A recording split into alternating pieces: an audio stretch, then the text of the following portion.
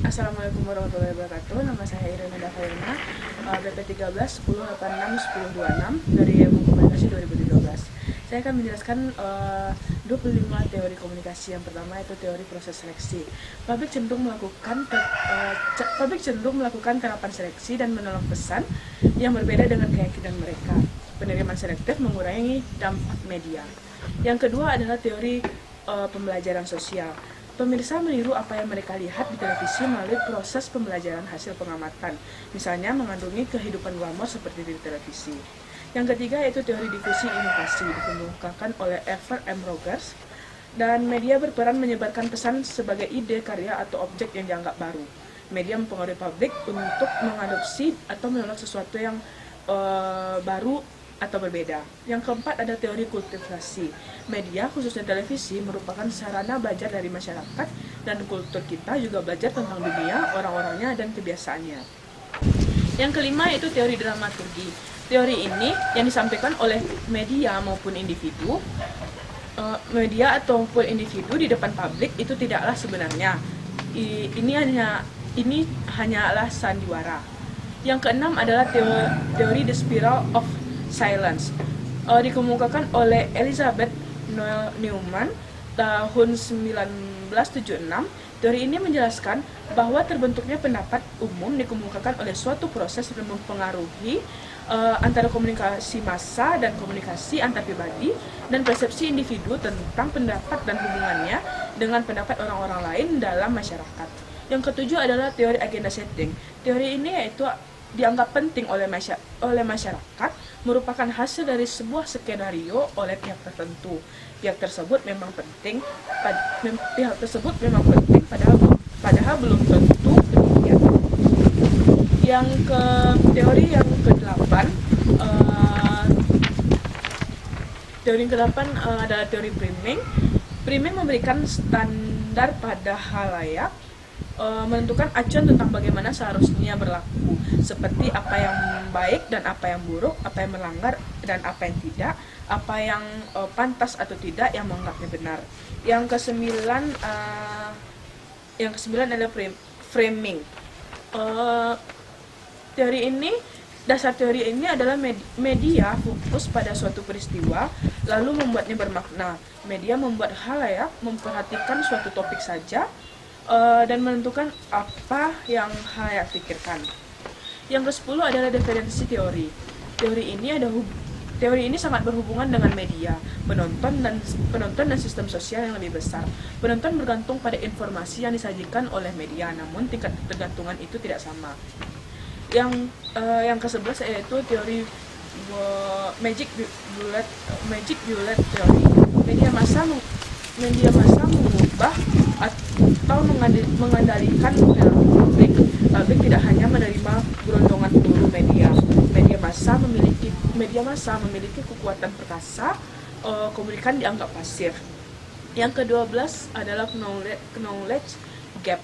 Penyebaran informasi yang dilakukan oleh media tidak merata, namun dipengaruhi oleh status sosial ekonomi seseorang.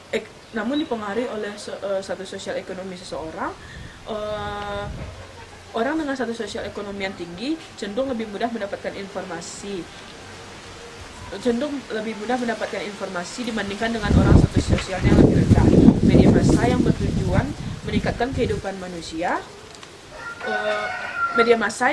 meningkatkan kehidupan manusia justru memperpanjang jarak antara si rendah dan si tinggi. Yang ke-13 adalah media resonance theory. Kegunaan teori ini, media sangat tergantung pada kekayaan pesan atau informasi yang terkandung di dalam media komunikasi tersebut. Teori ini dibangun dengan anggapan bahwa peningkatan kekayaan dari suatu media tergantung pada kehadiran sosial dari orang-orang atau pihak-pihak yang terlibat dalam media komunikasi tersebut. Yang keempat adalah medium teori. Teori ini berfokus pada bagaimana karakteristik media, bukan apa informasi yang disampaikan, bukan pula bagaimana pesan itu diterima. Media di sini tidak sesederhana koran, internet, dan lain-lain, namun media ini berupa lingkungan simbolis tindakan komunikatif. Yang ke-15 yaitu teori langkah. Teori ini mempengaruhi media massa berlangsung melalui tahapan-tahapan atau langkah-langkah. Terdiri dari pertama, teori satu tahap one atau step flow. Media langsung menjangkau atau mempengaruhi komunikan. Yang kedua ada teori dua tahap, mempengaruhi media melalui pihak ketiga, yakni pemimpin opini. Yang ketiga yaitu teori banyak tahap atau multi-step flow. Ini mempengaruhi media mengalir bolak-balik dari media ke khalayak, kembali ke media dan kembali ke khalayak dan seterusnya. Yang ke-16 adalah teori penggunaan dan pemenuhan. Publik menggunakan media untuk memenuhi kebutuhannya, menggambarkan bagaimana publik menggunakan media untuk memuaskan berbagai kebutuhan hidupnya. Audiens proaktif dan mencari media yang dapat memenuhi kebutuhannya. Yang ke-17 yaitu teori kemungkinan elaborasi. Teori ini menjelaskan kemungkinan manusia untuk mengevaluasi yang akan diterimanya secara kritis.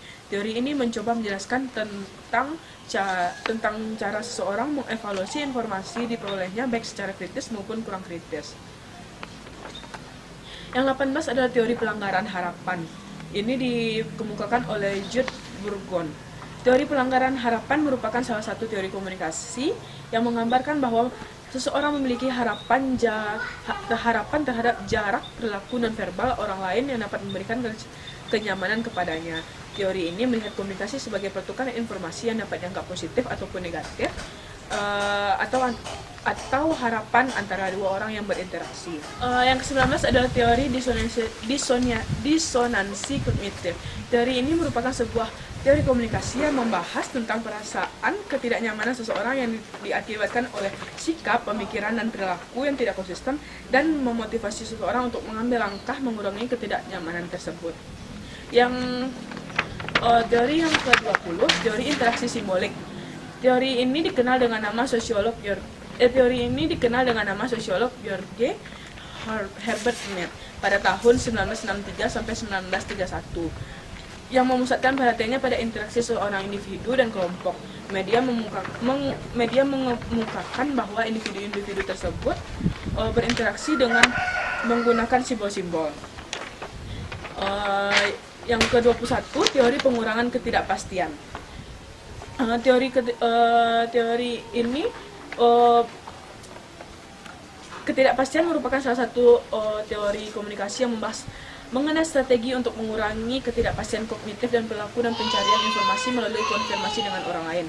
Tujuan dari teori ini adalah untuk menjelaskan bagaimana komunikasi digunakan untuk mengurangi ketidakpastian antara orang asing terlibat dalam pembicaraan satu sama lain untuk pertama kali. Yang ke-21,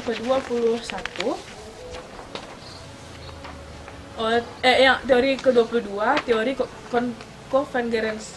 konvergensi simbolik. Teori ini menjelaskan tentang sharing fantasi, yang disebut juga teori komunikasi umum. SCT menjelaskan bahwa makna emosi, nilai dan motif untuk tindakan di retorika yang dibuat bersama oleh orang yang mencoba untuk memahami dari pengalaman yang umum seperti keragaman hidup. Yang ke-23 yaitu teori manajemen koordinasi makna. Teori ini dalam percakapan dan melalui pesan-pesan yang kita kirim dan diterima, orang saling menciptakan makna. Saat kita menciptakan dunia sosial kita menggunakan berbagai aturan dan mengkonstruksi dan mengkoordinasi makna. Teori yang ke-24, teori konstruksi sosial media massa. Gagasan awal teori ini adalah untuk mengoreksi dan mengkonstruksi sosial antara realitas yang dibangun oleh Peter L. Berger dan Thomas Luhmann. Mereka menulis tentang konstruksi sosial atas realitas sosial dibangun oleh simultan melalui 3 proses, yaitu eksternalisasi, objektivitas, dan internalisasi. Udah siap.